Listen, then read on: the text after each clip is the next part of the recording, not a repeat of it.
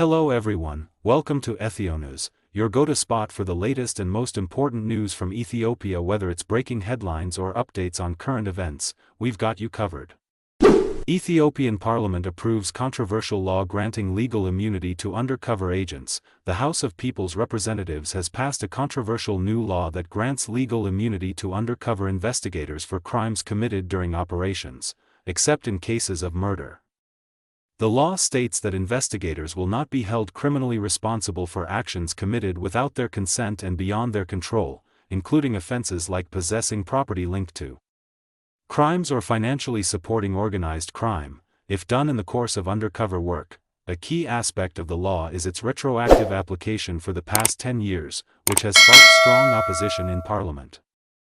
Dr. Muganfa expressed concern that while fighting corruption is essential, the law's vague definitions may allow misuse and shield wrongdoing. Dr. Desalegn Chain strongly opposed the bill, arguing that it could be used to target journalists, opposition leaders, and critics of the government, violating international norms. MP Wollo Sefer warned that the retroactive nature of the law threatens freedom of expression and may suppress dissent. On the other hand, MP Sadiq Adam defended the measure, saying national security must take priority, especially amid rising threats in the country.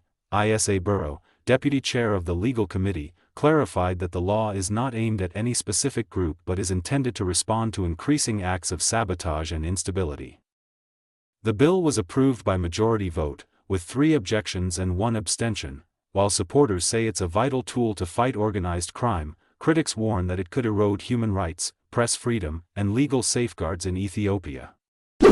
Addis Ababa begins citywide 6th grade exams for 2017 EC academic year. The Addis Ababa City Administration Education Bureau has officially launched the citywide 6th grade examination for the 2017 EC academic year. Dr. Zelalem Malatu, head of the bureau, confirmed that the exams have started today at 192 centers across the city.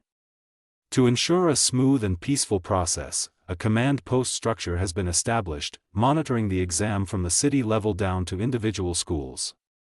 Adequate exam administrators have been deployed to manage the exams effectively. During the exam launch, Dr. Zelalem expressed his appreciation to all stakeholders, including security forces, for their vital support in executing the exam successfully. He also wished all the students the best of luck.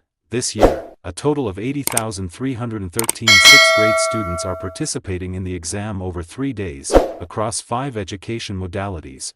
To facilitate the process, 2,160 examiners, 697 supervisors, and 192 exam center coordinators have been assigned. House of Representatives raises concerns over heritage protection and registration in Ethiopia. Audio news script. In today's session, the Standing Committee on Government Expenditure Administration and Control Affairs of Ethiopia's House of People's Representatives held an official discussion centered on the 2015-16 Performance Audit Report from the Office of the Federal Auditor General. The report evaluated the economic efficiency and effectiveness of the Ethiopian heritage authorities' work in registering, protecting, and conserving mobile heritage items. During the meeting, the committee submitted 24 audit findings and questions to the authority. Honorable Tsehe Bekele, committee member, highlighted shortcomings in the authority's use of practical systems, knowledge, and technology to verify the authenticity and age of heritage artifacts, especially those made from ancient bronze and precious metals. The report also noted the lack of a coordinated national heritage database system and insufficient technological support for registering mobile heritage. Illegal export of heritage items remains a pressing concern. Tourism Minister Selahai Jimma mentioned Ethiopia's first use of sniffer dogs to prevent the smuggling of artifacts and confirmed ongoing efforts to preserve modern-era heritage. Abra Angelo, Executive Director for Registration and Grading at the Ethiopian Heritage Authority, stated that a substantial budget was allocated for conservation projects covering 8 categories. However, he acknowledged significant human resource shortages hindering progress. The executive director also confirmed collaboration with the Customs Commission to control heritage exports, noting that most artifacts leave the country via Ethiopian Airlines. Jimma University Cancer Treatment Center provides vital services to thousands. Among the 4 cancer treatment centers in Ethiopia, the Jimma University Cancer Treatment Center stands out for its impactful services. Since its establishment, the center has provided chemotherapy to over 5,000 patients and radiotherapy to 3,500 patients in a relatively short time. Dr. Miliyard Demik, head of the Cancer Treatment Department, told ETV that more than 140 patients receive treatment daily. He explained that the center has helped reduce the burden and costs for cancer patients in Jimma and surrounding areas by offering fast and accessible medical services. Modern equipment like the linear accelerator, or LINAC, enables precise identification of cancer sites and delivery of targeted treatment. Oncologist Dr. Salam Tesfaye added that patients from outside the region and across the country now receive care at the center. Previously, many patients traveled long distances, incurring high expenses, but these costs are now significantly reduced. The center is also preparing to start brachytherapy, a specialized treatment targeting cervical cancer. Patients expressed gratitude, saying the center's presence has greatly improved access to care, allowing them to receive treatment near home without delays or complications. Ethiopian electric utility announces crackdown on electricity theft with new penalties and security deposits. Ethiopian Electric Utility, or EEU, has revealed the results of its regulatory enforcement activities over the past 11 months, alongside the introduction of a new directive on energy usage, metering, and inspection. During this period, EEU recorded 9,369 violations involving electricity theft, unauthorized power loading, and breaker tampering, resulting in a loss of over 259 million. birr. To address this, EU has issued a directive outlining strict penalties for offenders. For first-time electricity theft offenders, the fines are set as follows: 20,000 birr for residential customers, 500,000 birr for general tariff users, 750,000 birr for low-level industrial users, and 1 million birr for medium-level industrial users. Repeat offenders face doubled penalties. Moreover, except for residential customers, general tariff users must deposit 1 million birr as a security deposit, while low and medium-level industrial users are required to deposit 2 million birr. Otto Yehai, Director of Sales and Customer Service at EU, explained that these security deposits aim to ensure trustworthiness among repeat offenders. If theft is detected, power supply will be temporarily disconnected until investigations are completed, penalties paid, and a legally binding agreement is signed. For those with multiple offenses, penalties and deposit requirements will increase further. EU also clarified that customers who use electricity legally for 2 years after a penalty will have their security deposits refunded. In addition, offenders will be charged for unpaid consumption plus fines, with a 25% surcharge added. The directive was officially announced today, with EEU promising upcoming awareness campaigns to inform the public about the new rules. Ethio-Djibouti Railway launches special charter train services. Engineer Takel Uma, CEO of the Ethio-Djibouti Standard Gauge Railway, has announced the introduction of special charter train trips in addition to regular services.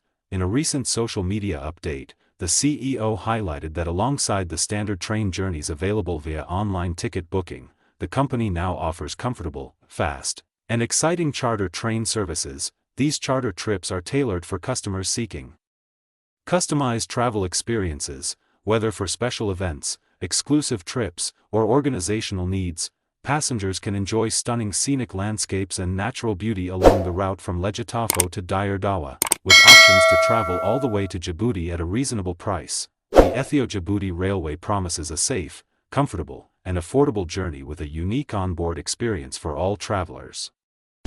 Ethiopian Orthodox Church files lawsuit against Mr. Tizitaw Samuel for alleged defamation and incitement. The Legal Services Directorate of the Ethiopian Orthodox Tewahedo Church has filed a lawsuit against Mr. Tizitaw Samuel. The complaint was submitted to the Ethiopian Federal Police, requesting a criminal investigation and that the case file be forwarded to the appropriate public prosecution office for further legal action. Mr. Tizitaw Samuel, currently residing abroad, is accused of deliberately undermining the church's highest decision-making body, discrediting it, and manipulating the sentiments of the faithful. He allegedly sought to create chaos and unrest in the country through various media platforms.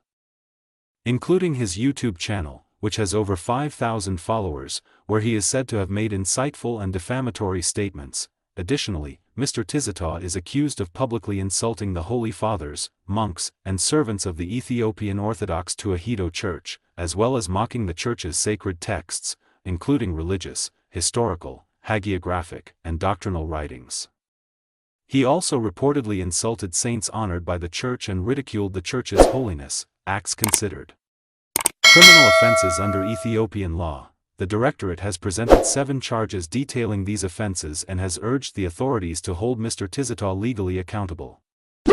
National Palace Museum reopens to the public following renovation. The National Palace Museum, recently renovated and restored 4 months ago, has officially opened its doors to the public. Mitiku Deresa, Director General of the Palace Administration, announced today that the museum is now accessible to visitors daily, except Tuesdays, from 9 a.m. to 5 p.m. Visitors can choose between 2 ticket options, a regular ticket priced at 300 birr and a special ticket costing 1,000 birr. This renovation is part of the government's broader efforts over the past 7 years to promote tourism, with the National Palace project being a major highlight. The restoration was carried out with great care, allowing every citizen the chance to explore the palace. Among the attractions available are the Car Museum, the special Yeo Palace Museum, various palace artifacts, and gifts received from different countries. Additionally, entertainment services within the compound will be offered to enhance the visitor experience, covering a vast area of 27 hectares. The National Palace Museum is also undergoing further expansive developments to welcome more guests in the future. 6th All Ethiopia Games kick off in Jimma with over 5,000 athletes competing. The opening ceremony of the 6th All Ethiopia Games, organized by the Ministry of Culture and Sports, was held today in the city of Jimma, Oromia region. The games will continue until June 26, 2025, corresponding to Sena 19, 2017 in the Ethiopian calendar. Honored guests at the ceremony included His Excellency Deputy Prime Minister Demik Mekonnen Tiruna, Minister of Culture and Sports Kabret Shiwit Shanka, Deputy President of Oromia Region Abul Abdi, along with other high-ranking federal and regional officials. Under the motto Sport for the Unity of Ethiopia, more than 5,000 top athletes from various regions and city administrations are participating. Competitors will engage in 26 different sports throughout the event. Thanks for tuning in to Channel Name.